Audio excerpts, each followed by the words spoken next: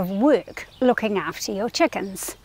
In fact, some might say it's not even work at all, it's pure pleasure, except for maybe a couple of things to do with chicken poop.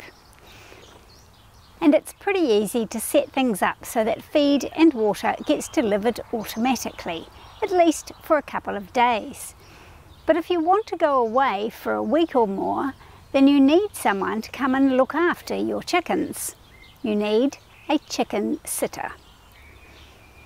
The job of a chicken sitter is not so well known as that of a babysitter or a pet sitter or even a house sitter.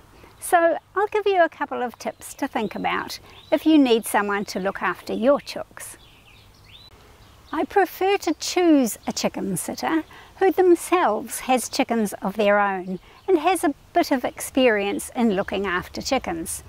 That way they're less likely to be freaked out by something that's actually quite normal, like a rather strange looking poo or maybe even dust bathing. Or alternatively to not even notice when one of the chickens is sick or maybe even missing. But this is also a risk. There's a possibility of them transferring disease from their property to yours if they don't take precautions, so bear that in mind. If you choose someone who has no experience in looking after chickens, then you're going to have to give them a lot more information about the needs of chickens for food and water and shelter and grit and the habits of chickens. Even something as normal as dust bathing can be rather scary if you've never seen it before. If your chosen chicken sitter hasn't looked after your chickens before, then it might be a good idea to give them a trial run for a day or so, maybe while you're still around, to answer any questions. It's not always possible, but try to have as few complications as possible for your chicken sitter to deal with. It's probably not a good idea to ask them to look after new baby chicks that are just hatching, or to supervise the introduction of a new flock member. Most people are probably not so fanatic that they organise their holidays around their chicken duties, but perhaps you can organise your chicken duties around your holidays. Of course, I stock up on chicken feed so that there's plenty for the chicken sitter while I'm away, but not too much overstocked. Chicken feed doesn't last forever. Check out my recent video about storing chicken feed. Make sure your chicken sitter knows where everything is and set it out neatly and easy to find. When I'm at home, I usually store my chicken feed in a locked shed, but when I go away, I leave everything in an open barn for my chicken sitter. That way she doesn't have to mess around with keys or work around other stores or equipment, or know that I keep the grit on a top shelf a couple of meters away from the feed bins. By the way, along with the obvious feed and water, don't forget to leave the grit. And make sure everything is well labelled so that there's as little chance of confusion as possible. My automatic watering system has a tank big enough to last my chooks about 4 months. So my chicken sitter shouldn't have to worry about filling it up. But I do like her to clean out the water tray occasionally, so she needs access to water. Our house water supply is rainwater that we collect in tanks. The water is normally pumped to the tap, so I'll show the chicken sitter where to turn the pump on and off.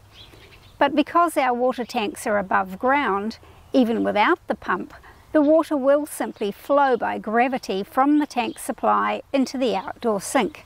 So it's all pretty convenient. As I've mentioned, the water won't run out for months, and this grandpa's feeder holds enough for several days for my dozen chooks. If your feeders and waterers are smaller, or you have more chickens, then you might need to think about putting out some extra feeders and waterers while you're away. Do try to maximise the length of time your chickens would survive if for some reason the chicken sitter was unable to come on schedule. My chicken sitter usually pops in on her way to work, so she'll be in her work clothes and not ready for doing chicken duties. Our place can get a bit muddy, especially in winter, so I'll leave some gumboots for her to slip on when she's coming into the chicken run. I also leave her plenty of clean cloths for various purposes and some rubber gloves just in case there's some really icky duties to be done. Before you leave, go over all of your security measures, door locks, hinges, maybe power supply if you have an electric fence or an automatic door opener. Make sure that there's nothing likely to fail while you're away. Even something as simple as you know the way you have to jiggle that door is perhaps asking a bit much for your chicken sitter, so try and make sure everything is in good repair before you go. Although my chickens usually free range during the day, when I'm away I leave them locked in full time. That's so that the chicken sitter doesn't have to visit twice every day, once to let them out and again to lock them up at night. It's just one of those things I do to ensure that I am more comfortable knowing the chickens are secure and it's easier for my chicken sitter. Leave plenty of instructions and information, including how many chickens you have. Nothing is more worrying for a chicken sitter than thinking they might have lost one of your chickens just because they're not really sure how many there should be. Make sure they know how long you'll be away and how to contact you if there's an emergency. It might also be a good idea to leave them the contact details of your vet. Do you pay your chicken sitter or not? That's something you'll have to work out. There are professional property and pet minding services that will also handle livestock, including poultry, and of course you will pay them. But for a friend who's just doing you a favour, probably not. Whether you pay them or not, it's usual for the chicken sitter to keep all of the eggs that your chickens lay while you're away. That worked out really well for us just recently because I was away during the early winter. My friend's chickens hadn't yet come back on the lay after their molt, but mine were laying reasonably well through the early winter. So that worked out well for her, and I was very pleased to have her look after my chickens while I was away. Because my chickens were confined to the run the entire time that I was on holiday, I made sure they had plenty of space and activities inside their run. Free ranging is not for everyone. Check out my videos about that.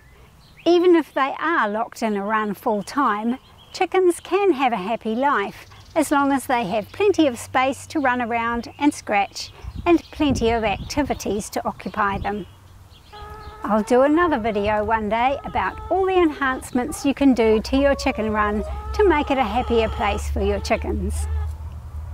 My chicken sitter very kindly would pick some silver beet from the garden and bring it inside the run for my chickens because they were missing out on getting out onto that nice green grass.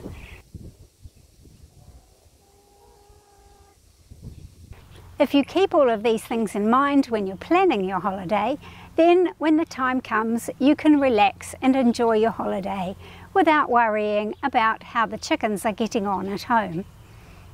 Do you have any ideas about how to make your holidays easier for you and your chickens? If so, please leave them in the comments below. I'd love to hear about them. Thanks for watching.